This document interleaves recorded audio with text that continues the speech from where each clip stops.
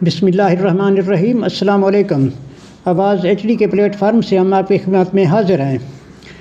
آج ملتان میں appellate tribunal نے PTI کے مرکزی رہنما شاہ محمود قریشی کے کاغذات نامزدگی مسترد کر دیے۔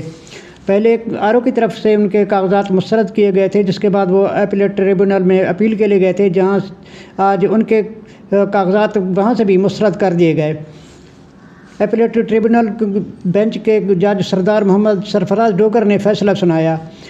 ملتان NA 150 اور 151 اور PP 218 اور 219 سے کاغذات نامزدگی مسترد کیے گئے، جس کے بعد اب لگتا یہی ہے کہ ملتان سے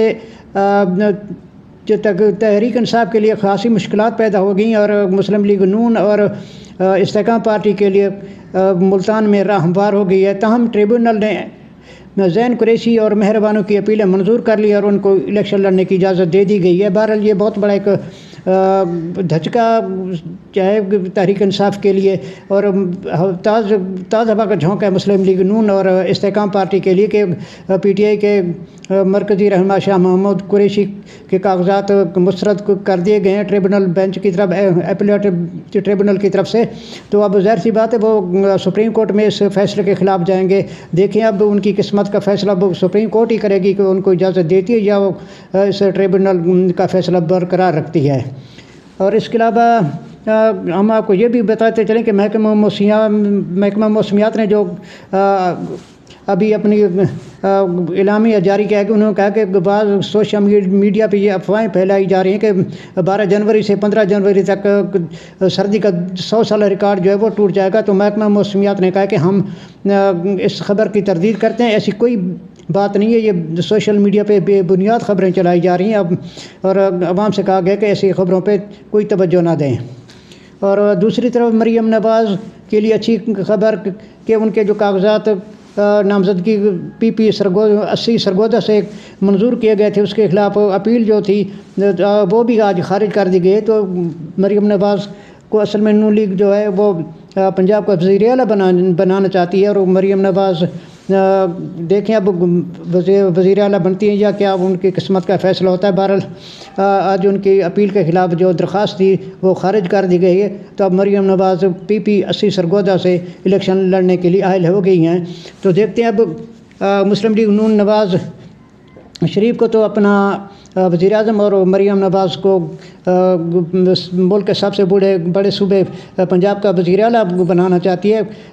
جمہوری روایت دیکھیں تو مناسب نہیں لگتا کہ باپ ملک کا وزیر اعظم اور بیٹی ملک کے سب سے بڑے صوبے کے وزیر اعلیٰ ہو، لیکن کہ اس خاندان کی اگر پرانی تاریخ دیکھی جائے تو ان میں یہی جو خاندانی اپنی حکومت ملک پہ قائم رکھنے کا ان کا پرانا یہی رواج ہے کہ جب میاں نواز شریف صاحب وزیر اعظم تھے تو شہباز شریف وزیر اعلیٰ، شہباز شریف وزیر اعظم بنے تو پھر انہوں نے اپنے بیٹے کو وزیر اعلیٰ پنجاب بنا دیا۔ تو ان میں تو جمہوریت والی بات نہیں، یہ تو بس خاندان کے ایک حکومت قائم رکھنا چاہتے ہیں پورے ملک پہ۔ اور دیکھیں جمہوریت اس چیز کا نام نہیں کہ ایک پورے خاندان کو مسلط کر دیا جائے ملک پہ۔ بہرحال اچھے نام بھی ہیں مسلم لیگ نون میں، اگر ان کو وہ ترجیح دے وزیر اعلیٰ بنانے کے لیے۔ دیکھتے ہیں الیکشن کا رزلٹ کیا آتا ہے، وہ تو بات کی بات ہے کہ کون سی پارٹی ایک اور اکثریت حاصل کرتی ہے صوبے میں یا مرکز میں۔ ویسے اگر دیکھا جائے تو نون لیگ کی اپنی طرف سے یہی کوشش ہے۔ اور مریم نواز بارہا جسٹس قاضی فیض عیسیٰ کی بھی تعریف کر چکے ہیں کہ جب کو وہ وزیر ابھی چیف جسٹس نہیں بنے تھے تو بارہا ان کی تعریف کرتی تھی۔ اب تو مریم نواز کے لیے بھی راہ ہموار ہو گئی کیونکہ ان کے پسندیدہ چیف جسٹس جو ہیں وہ اب ماشاءاللہ خیر سے کرسی پہ براجمان ہیں۔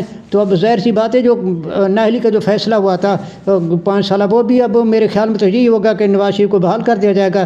اور مریم نواز اور نون لیگ جو چاہتی تھی ان سے کہ ان کے من پسند یہ فیصلہ 100% امکان تو یہی ہے کہ نواز شریف پہ نااہلی ختم کر دی جائے گی اور ان کو الیکشن لڑنے کی اجازت دی جائے گی۔ اور آپ کو یہ بھی بتاتے چلیں انتہائی افسوسناک خبر کہ PTI کا مشہور ترانہ لکھنے والے ہم کے غلام تو نہیں عاصم تنہا کو قتل کر دیا گیا۔ ان کے کزن سمیع اللہ نے چاندنی چوک بکھر میں کسی جھگڑے کے دوران ان کو فائرنگ کر کے قتل کر دیا۔ تو اس کے بعد آصف تنہا کے بھائی نے غصے میں آ کے پھر سمیع اللہ کو بھی فائر مار دیا، جس کی وجہ سمیع اللہ بھی قتل ہو گیا۔